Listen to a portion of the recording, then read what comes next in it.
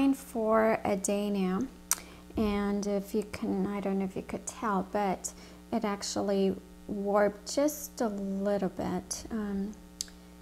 Here's the back of it.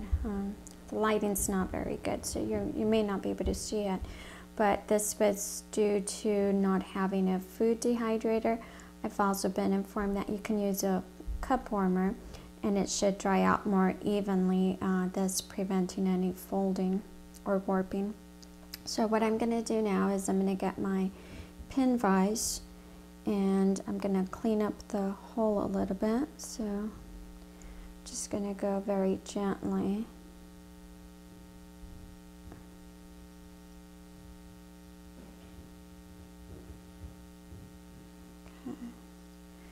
And I also need to refine all the edges. I have some small files. I'm just going to gently go around all the edges.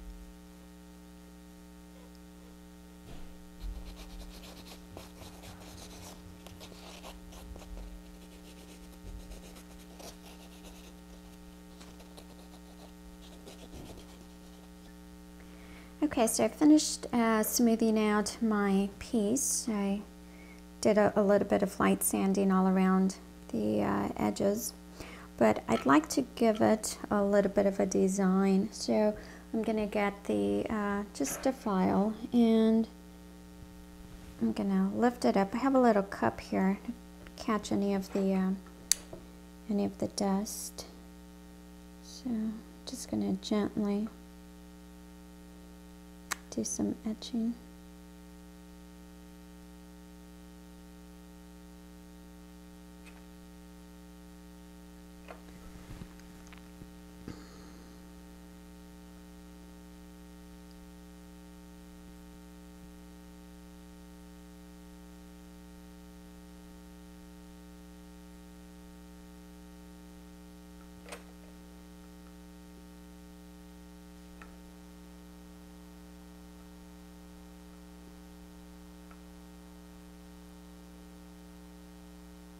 I'm not sure how this is going to turn out. Once it's fired up, I don't know if the design is going to be deep enough to show once it shrinks. But it's my first piece and I just want to do as much testing as I can and still have fun doing it.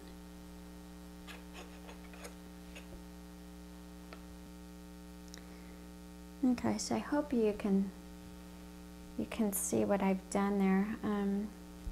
So I've just done a few markings just to give it more of a giraffe type of look, the pattern.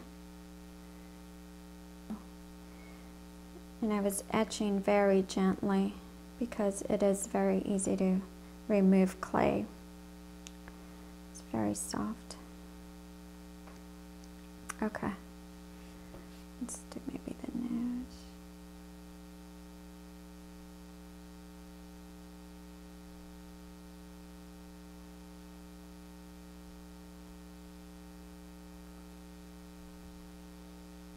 Okay, I'm happy with it. Luckily it didn't break on me. So I'm going to go ahead and fire this up. Okay, so I fired my piece. I referenced it with the book and it's set to fire at 1290 for 10 minutes. And I did let it cool down for about 20 minutes or so, and then just to make sure I dipped it in some cool water just to make sure that it wasn't hot. So what I'm going to do is I have my burnisher brush and I'm going to start scrubbing.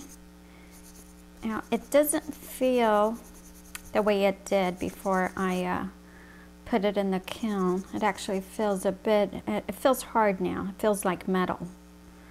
When I first took it out, it looked a bit white.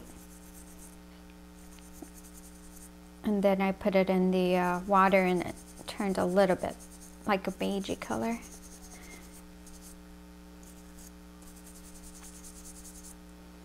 So this was a neat little project. I was a bit hesitant at first, especially while I was trying to etch the pattern of the giraffe. I thought I could possibly break it. It felt pretty fragile to me, but I'm glad it turned out well. So I'm really happy with it. And as you see, it was so simple. I mean, all I did was get a little foam pattern and rolled out the clay, put the foam right on top of the clay, and I just traced it out with my knife. Just continue to use your brush till you get the shine that you like. The other thing you can also do is, if you have a burnisher, you can use that to give it a better shine. So I'm not sure if you could see the difference, but a burnisher gives it a really nice shine. And if you don't have a burnisher, you can also use a spoon. And just continue to work it. Or you could also toss it in the tumbler, and that'll give you a really nice shiny finished piece. Okay, so here I have some hot water, and I dropped a little bit of the liver of sulfur.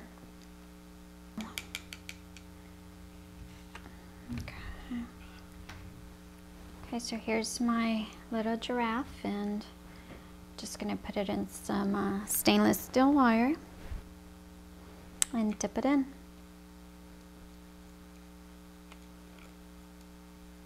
So you could see that it's already turned color.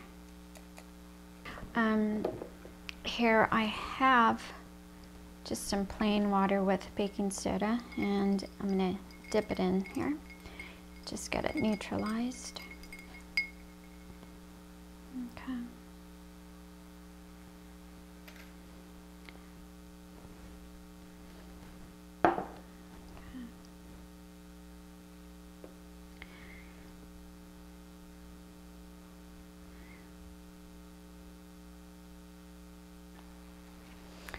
Okay, so I've dried off my piece, and now I'm going to get a buffing pad.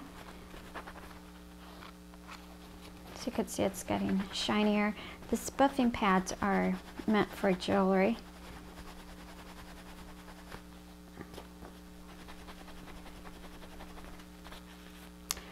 You can also put it inside and do it that way as well.